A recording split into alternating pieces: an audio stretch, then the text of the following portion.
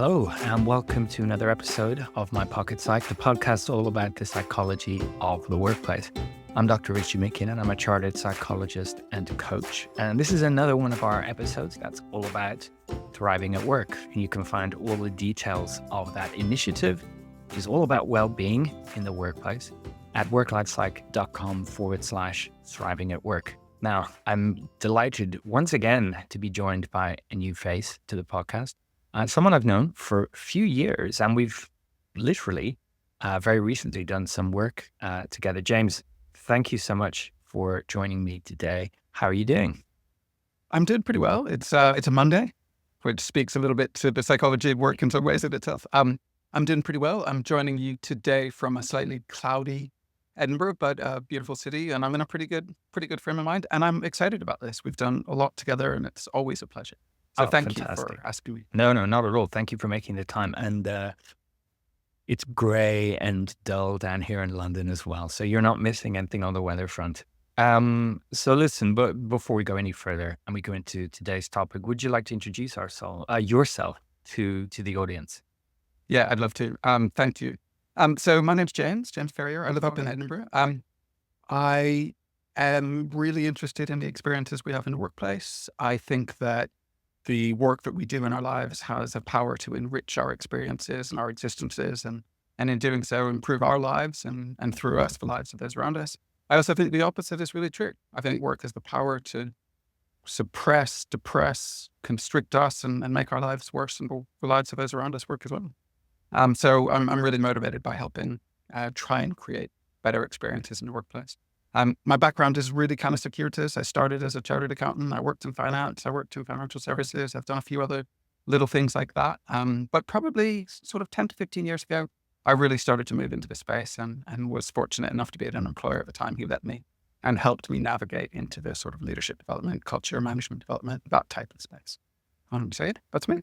Fantastic. Thanks for that. I will be putting links to your online presence in the show notes so people can find out more about you. Today we're going to talk about well-being in the workplace, but I think the chunkiest bit of this is about knowing what we're talking about when we talk about well-being and the importance of being specific and defining what it is and what it's not. But maybe we could put all of this in context by describing a workshop we ran together in Edinburgh just a couple of weeks ago. And it seems like a lifetime ago. I've had so much to do since then, but it was a great experience. We ran a half-day morning workshop for delegates all about the importance of being evidence-based when it comes to well-being in the workplace. For some reason, maybe we'll elaborate on it, but for some reason, well-being at work is chock-a-block with lots of myths and misconceptions and fads and fashions. And actually that runs really counter to being evidence-based, knowing what works, knowing how things work, being evidence-minded, scientifically minded.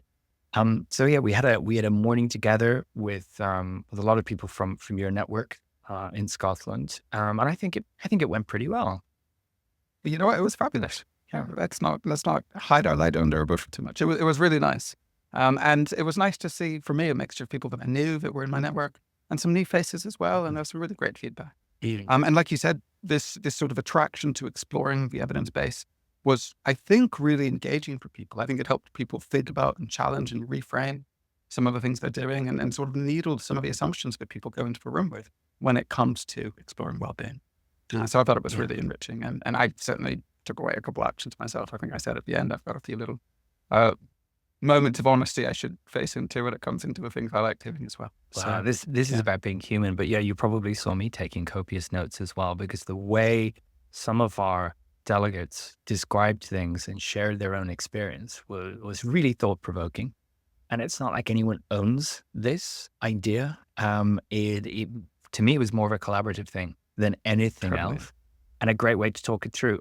My goal with these things is always to just grab people's attention for long enough that you can have a conversation about it, because one of the main barriers to being thoughtful and intentional about well-being at work is just the sheer volume of things people need to do. And I'm very sensitive to that. I really understand that.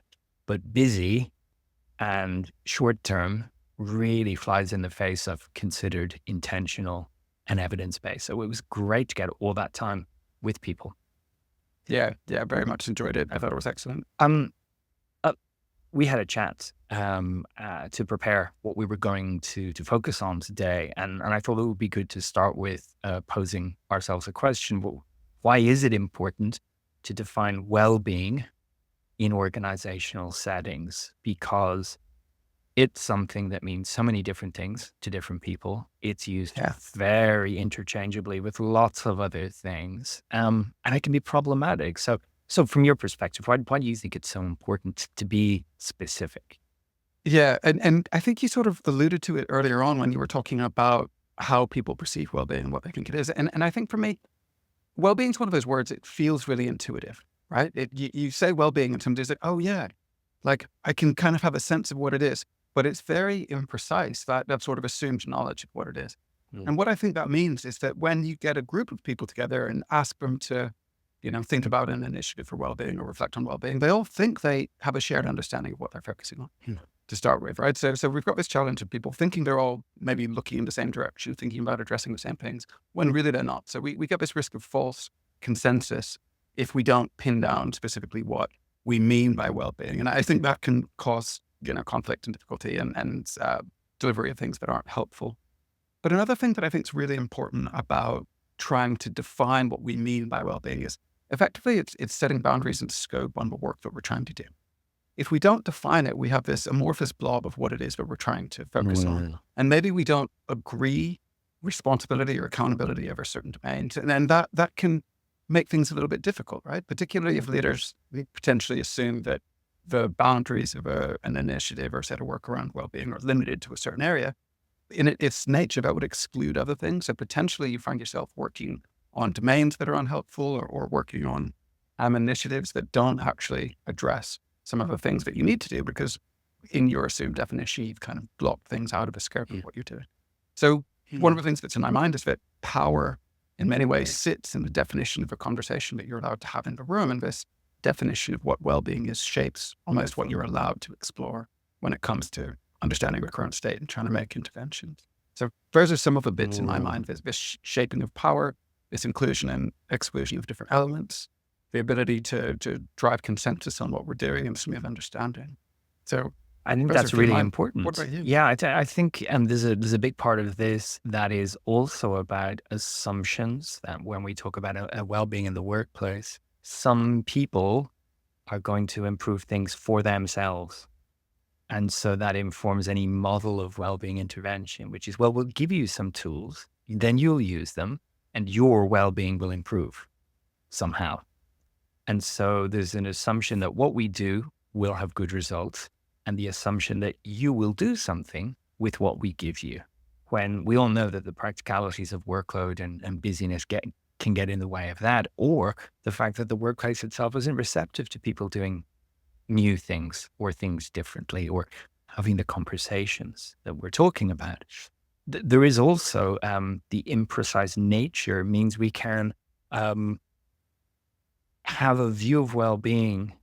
Different stakeholders have very different views of what's included in that, and it can boil down to some very, very bland, vague interventions as a result. The kind of things that I'm talking about they're not bad in and of themselves, but they are missing a huge part of the puzzle. So providing fruit in the workplace is not a bad thing, right? Unless you're allergic to fruit.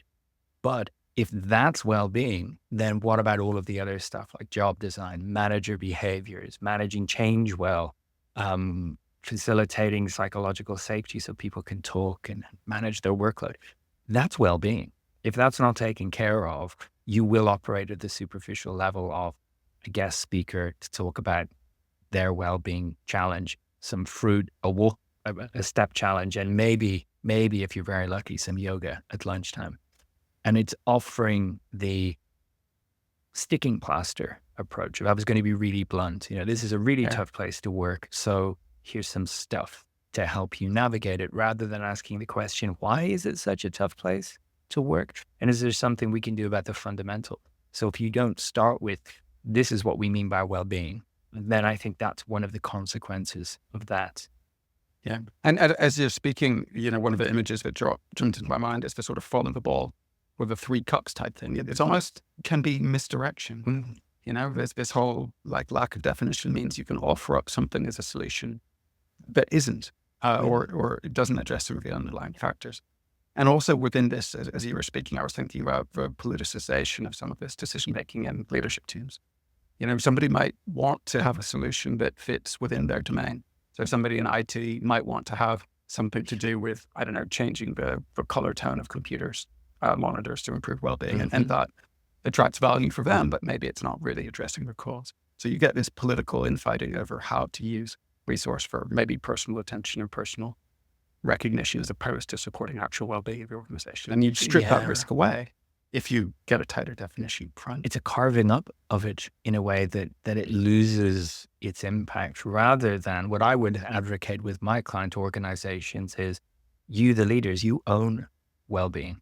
You're responsible for this as much as you're responsible for budget and strategy. You don't have a strategy week where that's the one week where everyone knows the strategy, but you have a well-being week and then it's done. So rather than working with a very loose definition of well-being and focusing on it like a project, it needs to be a much tighter specific definition as you define everything else you do. And it is an ongoing area of focus and responsibility until some mythical future where everyone says, I'm thriving here. Everyone. Yeah. Until that point, you maintain a focus on it to ensure people can be their best selves at work, regardless of what's going on. And I think the truth is, in a dynamic world where things change around us and our clients and our customers and our suppliers and our regulatory environments and the broader landscape we live in changes, then we're probably never really going to get there. No. Would be my view on it. It's a Absolutely. BAU deliverable as opposed to a single project, I think. Absolutely. And I think if we started with even something simple, so let me get more specific. Rather than well-being, we could talk about what is it we can do to safeguard or improve people's physical well-being at work, their psychological well-being, their social well-being. And as I've had a few people feedback to me over the last year, their financial well-being. These are kind of must-haves for people because if one isn't in place, it'll detract from the others.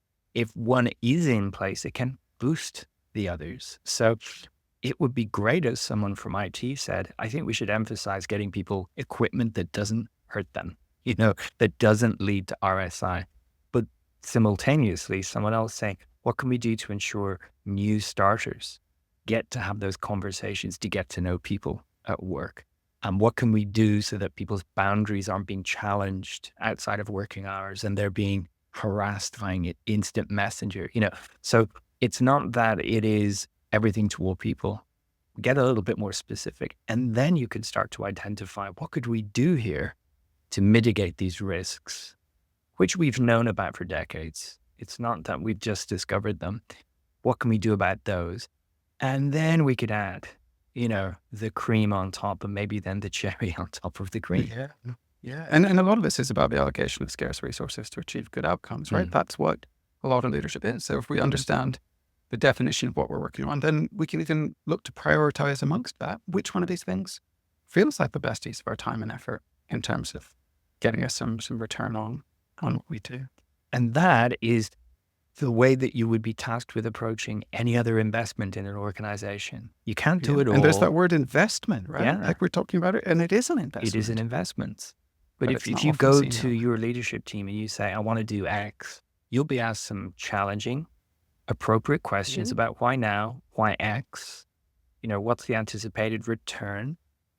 Whereas with things like well-being, there's often we need one of them.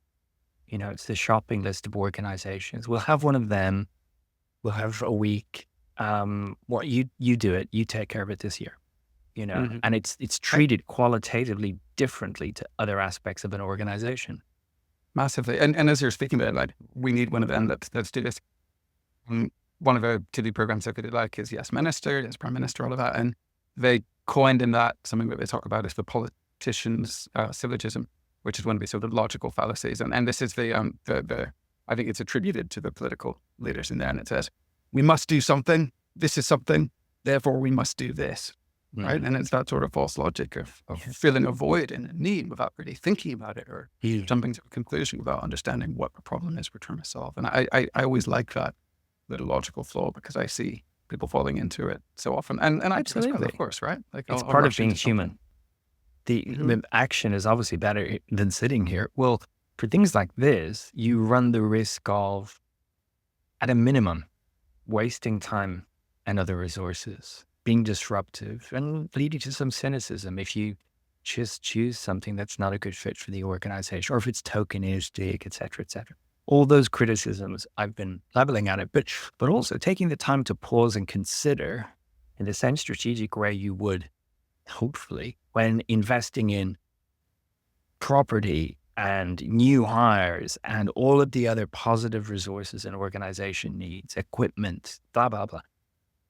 Thinking, well, hold on, is that something we need now? Could we prioritize this initiative over this initiative rather than, throw it against the wall and see what sticks? I know I sound deeply cynical here, but I'm up to here with this stuff. That's the environment I'm in. I'm having these conversations so frequently. And yet, this is part of being evidence-based, to be able to ask questions to challenge that without turning everyone off, without sounding like you're lecturing or criticizing them. And that's why, to bring us on to our next big chunky point, the risk of looking at solutions before you've established what the problem is, which is a huge topic, right? Yeah, it absolutely is. And on that evidence base, it seems to be that your perception to the evidence, the evidence that you've gathered about the way things work in this area at the moment, is that there's a little bit of poor behavior from an evidence perspective in a lot of organizations as well, which I just think is kind of interesting. What does evidence-based mean? Like, what are forms of evidence? What's such a great question. The crack with that? Yeah. So, there are multiple competing definitions for this, but they all sort of focus on the same thing. Do you know if something works? Do you know how it works and for whom it works? Whether that's policing, medicine, social work, education, or well-being in the workplace, any management interventions. And it's about the use of evidence, but combining that with contextual sensitivity. In other words, does it work here? Or what is it about this context that we need to bear in mind? Being aware of the needs and views of your stakeholders and your own experience as a practitioner. So what it's not is, I read this article and now we must do what it says in this one journal article. But it's equally not, well, I've seen this before, so I'm right. It's about combining, and this is why it can prove to be a little bit challenging initially. That something may have worked really, really well in another context, but it won't work here for reasons 1 to 100. Or there's a risk of it not working for those reasons, and we need to bear that in mind. But it doesn't stop us taking action. It doesn't slow us down for doing it properly. And it doesn't mean that just because something is never done before, we can't be evidence-based about that. We really clear, this is a brand new thing. No one's done this before, and we're going to evaluate it as we do it. That's being evidence-based. What I'm critiquing is we've always done it, let's do it again, or they're doing it, we should do it, or this is the next big thing, we should be doing it, without thought for the existing evidence base, your context, your stakeholders, and everything else. Does that make sense, that sort of mixture? Yeah, it does. It does. And listening to that, I have a couple of words that pop up for me, which is a little bit of, first step, an ability to challenge. So if you rush into something without challenging it, then there's a lot of risk around that. Risk of missing things like the context, transferability, the people in your organization, what your needs are, resources. So that ability to step back and challenge any of these things feels like a really important thing to me. And another thing that's in my mind as we were chatting is this idea of maybe experimenting over some of your interventions, right? If it's a particularly new thing, then maybe you don't really know. So maybe you need to do something to build up an evidence base yourself and take some of this great insight and give it a go and see. And pilot something, rather than putting everyone through the same thing. Let's do a little pilot. Let's see how it lands. What can we learn from it? It's what this is not is about trying to win a Nobel Prize. It's about trying to be more deliberate and intentional. And the word is used a lot, judicious about this, rather than automatic and superficial. And again, that doesn't cost more or slow you down. It just requires you to ask a few more questions. And one of those ones that's very powerful in this context is, well, what is the problem we're trying to solve here? Because, when it starts with, as we all know, well-being is a problem here. Well, do we? Or as we all know, we need to do X because that's what our industry is doing. Instead, well, what is it like to work here? And if we don't know, maybe we Yeah. should ask our employees, what's their experience like? What are their challenges? What do they feel they need? Then we can put it in context. Without that, we're back to the shopping list of we should have all of these things, and that's well-being sorted. Yeah. Yeah.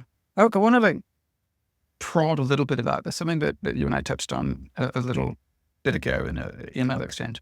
And when I think about the roles of really senior leaders, say an exec or something like that, they need to lead their organization in the broader context of the market and the peers and the competitors and investors and those types of areas and try and manage the competing requirements of those organizations. And my guess is that at certain points in time, there's real benefit to putting in your annual report or your quarterly report a statement that says, I am looking at well-being in this organization and we are doing this, that, and the other, regardless of whether it's evidence-based. Right? If the market's in a state where it's thinking well-being is a hot topic, we want to see people doing this, and you go out and say you're doing it, and that's a symbolic gesture, then maybe that is a benefit for your company's standing in the market or with investors, as well as maybe with the wider potential employees that you have in your current employee base, regardless of if what you're doing actually improves well-being. So, Mhm. so is there value in purely symbolic action around this, or what do you think? How do you I unpick mean, that? from a professional standpoint, I think that's the thin end of the wedge. I think that's a financial markets statement, not a statement of supporting people and well-being. We're saying we do it because we want people to think we do it. Or it's almost like, well, we're doing something. Now, if you're clear with everyone to say, look, we're trying to make this a better place to work, and here are some of the things we're doing, there's nothing incorrect about that. But what's missing is we've diagnosed what's not working here, and we've identified a solution that we're pretty sure is going to be helpful for that. It's not unique to well-being, but it's definitely not the way that organizations handle everything else that they do. So I think it has the potential, this is an evidence-free statement, but it has the potential to drive a lot of cynicism in the organization. Oh, look, you say this, but we see what you're doing. And that sort Yeah, of okay. chasm between the two, just like when the values say one thing and manager behavior looks another way, people get very cynical about that stuff. So I think the closest I could come to just thinking aloud would be the statements that people issue, that organizations issue about their green policies. We believe in, the continuation of life on this planet. And so we're doing this. What's missing from that? All the things that we do that don't support that. But look, we have a statement on it. It's superficial. That's my problem with it. What Yeah. do you Sort of think? well-being washing or something like that. We've coined a new phrase. There we go. Well-being washing. There we go. I think that executives are probably in a tough situation at times because there probably is pressure on them to do this, even if it's not helpful. My gut feeling is that there's probably, it's probably one of those things where you have some trust capital with the market and with your employees, and you can probably do it once and you'll get a little boost and people will be like, oh, we're doing this. Right. And it might benefit you financially as an organization in the short term. But I think if you cry wolf too much and say we're doing things and there's no real change, then it's gonna eliminate the trust in your organization from your employees and potentially from future employees. And I think sites like Glassdoor and other places like that, that'll give you a bit of an insight into an organization. Will start to pick up on this, and it'll be a millstone for your organization going into the future if you do it too much. Is my guess. Making big claims and not being able to live up to them. But also it then puts it on that list of tick the box. We do these things, whether or not we know they're good, we do them. And there are lots of those things in organizations because they believe we need to be seen to be doing something in this area. So look, we're doing something in this area. That's not the same as knowing why you're doing it, how much it works, how it works, It says we've got something in place. If we're asked, we have something in place. So Yes, I would yes, say yes, that yes. that's very different, but I kind of understand the pressures as well. But I see it as that's my Yeah. job to help someone see the benefits of being a little bit more evidence based and not do something just because it's something, but do something after a bit of consideration that's much more likely to have some of the positive impacts that you're hoping for. Yeah. And just as you were speaking, I was thinking, if you are under pressure as a leader to do something performative and show that you're doing something, wouldn't it be better to do something that's performative and good as opposed to something that's just performative, right? Why don't you spend a little bit of time and actually spend the money well? That's where Yeah. I've ended up on that conversation as we chat. I think whether Um, you've got this big disconnect between something we say versus lived experience, or something we do for a short period of time versus the rest of the year, it's a little bit like running an employee survey and then doing nothing with the results.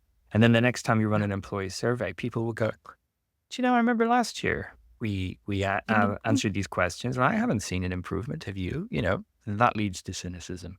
That's worse than not asking people what they think at all. So I think we're kind of in the same zone there. I might be minded to say to someone, don't launch any well-being initiative yet, because that could Yeah. do more harm than good. If it's way off base, if it's not dealing with the essentials, if it's bad in terms of how you're communicating it, that's important as well. How you explain this to Yeah. people. If you've got no, definition in there and no roadmap for how it will evolve over the next few years, then wait and let's work on that. I know you want to launch Yeah. something, but we could say it has started and more will follow, and let's get a really good message at the door. But to say we've done it, tick, sorted, storing up problems for the future. I like that idea of saying we've started and having phase 1 be research, right? But you've started Yeah. then. That's essentially, I think, what you were saying Yeah. is we announce we've started. We're thinking, we're deliberating, we're We're deciding if any action is right. consulting, we're We're consulting. asking Yeah. the employees in this organization, what do you need? How are you? What are your pain Yeah. points? And what's going well? What are I mean, it sounds like a very negative conversation down to me, but you Mhm. could identify real hotspots of great Yeah. practice and say, wow, Yeah. let's see Yeah. if we can generalize from that. It's not how bad is it here? Yeah. Yeah. But Yeah. it Yeah. could also be how are some people thriving and how can we help more people have that Yeah. experience? Very appreciative approach can be really good. It's all questions. Maybe Mhm. listeners have noticed that so far. This is all about asking questions rather than deciding and going, boom, here it is. We're Mhm. doing well-being to you. That doesn't feel good. When someone else tells you what you need, oh, And sort of like circling back a bit, do you think it's helpful to have an organization collectively define what well-being means? Is that like something that you'd like to do, or would it be one person in a room doing that, or how somewhere do you feel between the about that two, piece? I would argue. I mean, I gave you two ridiculous options. thank you. You're very There's welcome. there's there's something about the definition piece, which is even if it is just a slice of the well-being pie, at least you're being specific about that. You say, look, this year we're really going to focus on social well-being and interpersonal connection and having good conversations. It won't do much for your physical well-being, but this is what we're starting with. I was like, that's amazing.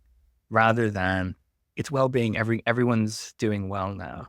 But if you were to say, look, here at Company X, we want to focus on removing physical danger and risk so that, that's not going to be a concern for you. And we want you to feel challenged and enthused and like you belong and you've got a future here and all of that psychological stuff. And here's how we do it. That's amazing. That would be light years beyond the way the conversation happens in so many organizations. Let's get specific and then say, and maybe we will look at the other things, but this is our focus right now to improve this aspect of your well-being. And then people can point to that definition and say, I know what you mean by that. I understand it. And this is the other key point. Who owns the rest of it? Who owns any of it? Well, there's the top-down organizational responsibility, but there's also the bottom-up individual. What can I do for me? And what responsibility do I have to leverage what the organization offers, but also the common sense stuff I can do for me that helps me remain well and maybe even get better. And that's often Yeah. lost in the conversation. It's an either or thing. Yeah. Yeah. Yeah. Yeah. And like on the periphery of all this, we've got, I think, that wider piece about state obligation or responsibility as well that makes things complicated when we work internationally across different cultures where maybe there is a bigger safety net or less of one, and people have different expectations about what well-being means based on that. Just a little side conversation. I was away recently and spoke to an American woman who was away for her 30th wedding anniversary. And it was her first 2-week holiday in her entire career because she's never been able to take 2 weeks off before. I'll just leave that there as a reflection of the impact of society. But it's that is a great interesting. example of how well-being is part of everything an organization puts together. It has by which I mean it has the potential to augment or detract from our well-being. So giving people an opportunity to disconnect and rest and recover from work is a basic. Giving them an opportunity to step away for a period of time, that's a fundamental. And if that's not there, any of the other stuff you're doing, it's kind of putting lipstick on a pig. I mean, you can have as many, morning meditation classes as you want, but if people can't leave the building or can't relax in the evening, then what's the point of that? Yeah. One of the big UK organizations was bringing in the night nanny service to help postpartum maternity returners come back as soon as possible. So they'll give you a nanny from 6 p.m. to 6 a.m. Yeah. Just to make your life easier. These things happen. So that's And an everyone's example. different. Yeah, that's an example, as is, you don't have to leave the building because we've got a restaurant and we've got a barber and we've got a dry cleaner. You don't need to leave the workplace. That could be badged Here's as a well-being. sleep pod. Yeah. Yeah. So actually, if there's someone out there, I'd love to hear from you. Have you got the evidence that says that stuff actually improves someone's well-being? Because if it does, then great. But I would put money on it that that's being badged as a supportive well-being service, when in fact, this is the other thing, right? There's another intention there, which is hours in the office, Yes. So, Absolutely. sorry, go ahead.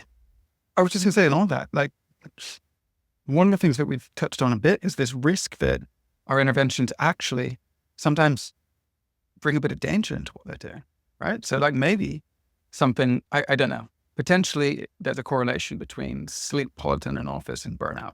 I don't know. I'm speculating it with a hypothesis I think somebody should explore.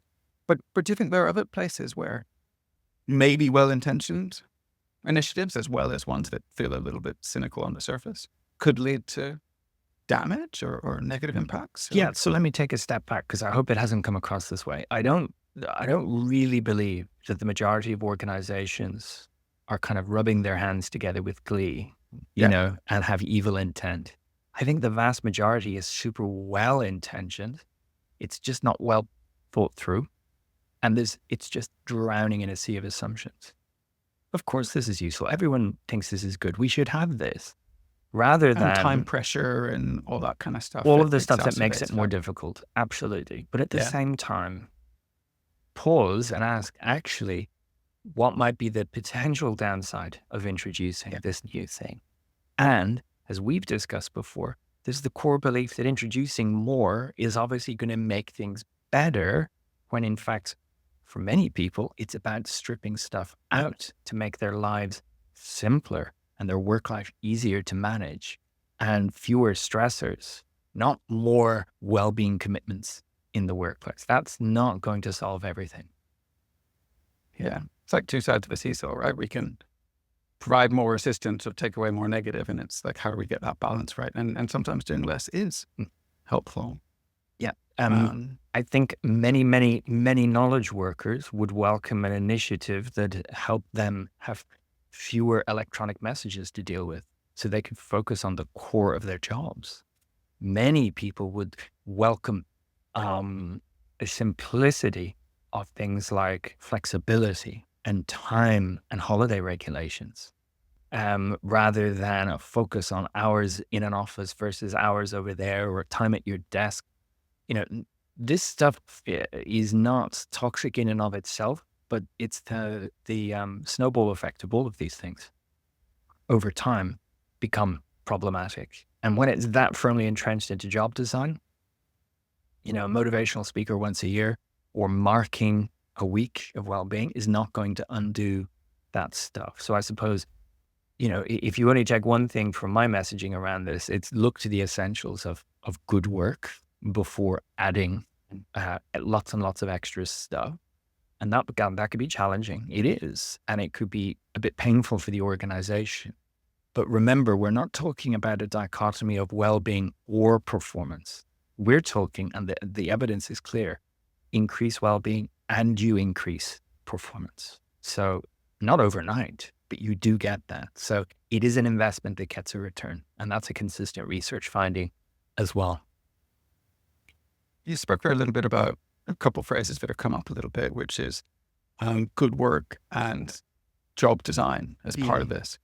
And I guess if I were, with an old hat on from when I knew a lot less, I'd hear that and think, well, what's that really got to do with well-being almost? I'd sort of think of that as a different type of thing. And I wouldn't instinctively think that designing work was, well, one, I wouldn't have even really known it was a thing, to be honest. And two, even if I did, I wouldn't have thought well-being was really part of that. Like, what does that mean to you? That what is job design for well-being? What does that look? I mean, first of all, you wouldn't be alone in thinking these are two massively different topics that don't really come into contact. But if we're designing good work, it means that it's been designed with a human in mind and not because it fits on a spreadsheet. It's been designed to both challenge and grow people, that it's doable work. It's not precarious work. That's a big source of stress. And when I talk about job design, I talk about let's minimize the potential for the person doing this job to feel needless pressure and stress. So, it refers to things like being in control of your own job, having clarity on the limits of your role, not being set up for failure because you've got too many reporting lines, and being able to have some influence on how you organize your work and how you carry it out, but also navigating change in the organization, that being taken care of well, getting support, knowing where support is available to you, and not just your manager, but your peers. So all of that stuff is like the building blocks of a good workplace experience. And my point is, if that's not being taken care of, people have insurmountable workloads. They have friction and conflict. They have ambiguity about what's the point of my job here? What's my contribution? And then someone says, oh, there's free fruit in the kitchen this afternoon for World Wellbeing Day. Thanks for the avocado. Thanks for the banana. But have you seen my inbox? So I'm not saying it's, it's one or the other, but with an eye on effective job design, people will get so much more from that. And so will the organization.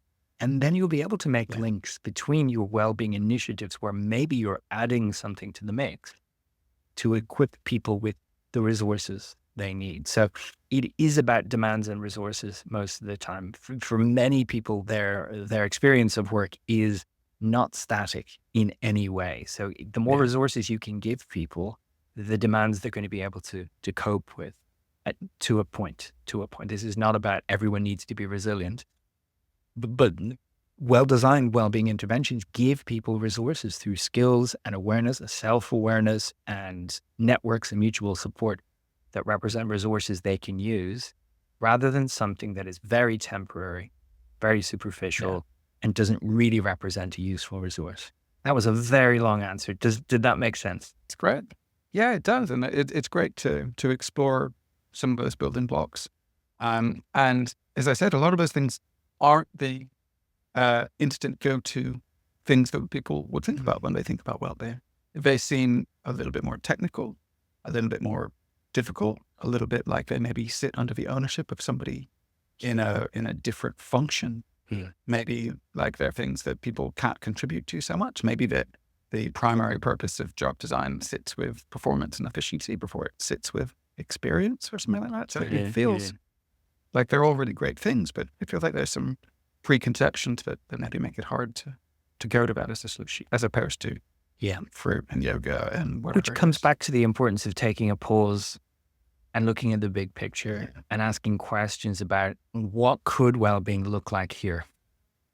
And that's a point that we touched on in our workshop in Edinburgh, which was how it can be difficult but so necessary to have well-being interventions, programs, however you want to put it, that are truly inclusive and are not unintentionally excluding groups of your employees. It seems to me that, at least with the organizations I work with, there's a bias towards 9 to 5-ish desk-based people, right? So why don't we design stuff for them, even if they're a minority of the organization? And so we work with organizations with people who have lots of people who are, for example, on their front line or working remotely and not in an office. Or we work with people who've got, people working out in the countryside without any equipment, right? And so their needs are different. And then also we do a bunch of work with third sector organizations. And we get into this blur between employees and volunteers and how do you create things that are supportive for those groups as well. And then you get international layers and time zones across all of that. So I see a lot of that sort of failure to think about the breadth of individuals that you have and the needs that you have. And it's hard to create a one-size-fits-all solution for people. And I don't, But that's I the problem. see people drawn to it. One size does not fit all. And I had a conversation just a couple of weeks ago with someone who had the kind of workforce you're describing, very varied. And, the messaging going out about it's important to stand up and move around when big chunks of their people are on their feet all day, lifting and carrying. It's like they don't need any more on their feet time. Time for some jumping jacks. You're forgetting.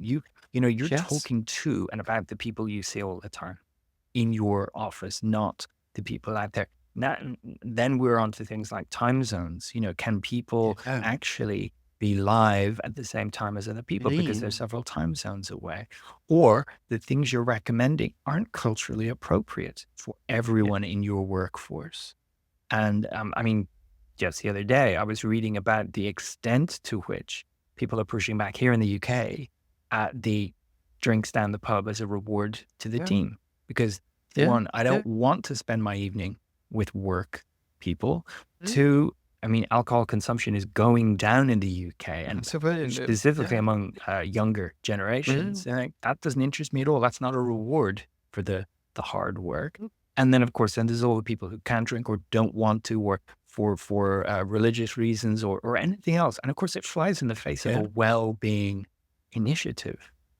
Let's give you this poison. It's socially acceptable, but it's not good for you. But it's something that's always been done. So therefore, well, hold on, we can question it. So there's things, and that I think that falls into that bucket of, well, everyone knows it's good for the team to bring them out, bring them to the pub. Well, who's everyone? And what about this team? Think about the people in your environment. Can you look after them given you know who they are? And, that's something you can leverage is your understanding of your own organization. We know that if you don't have sufficient decision-making latitude in your role, regardless of your role, it's a source of stress. We know that if you don't get supports or know where support is, it's a source of stress. So there are some things that, regardless of someone's role, need to be taken care of. And then there are some things we need to remember that are role specific. Where are they? What does their job involve? What's their relationship with the rest of the organization as well? There are always people who say, oh, I'll go to that workshop at the end of the day. And there's the other people who say, that's not my working hours, or I've got responsibilities. I can't hang around. And for me, the pick up or whatever. Yeah, exactly. But the antithesis of well-being is saying to a group of people, you need to give up your lunch break to come to a well-being talk. It's funny when you say it, isn't it? Right? Yeah. Like, here we go. You've got an hour or whatever it is. Why don't you spend it doing some more work? Or whatever. And then whatever we can tick a box that says it's taken care of. And then you go back to work in the way things were. Again, I want to press pause on the deeply cynical tone of all of this, but sometimes by sort of jabbing the shared understandings or it's always been this way, we can prompt people to think about it a little differently. And to my mind, it would be a win if an organizational stakeholder said, can we pause this, right? And just have a good think about whether we should be doing this. Do we know that having this initiative about mental health actually helps people's mental health? Do we know that having a food awareness and dieting thing is actually not a bad thing for some people in our Mm. organization, and so on and so on. Just that voice that says, are we sure? Rather than Yeah. hopping on another bandwagon.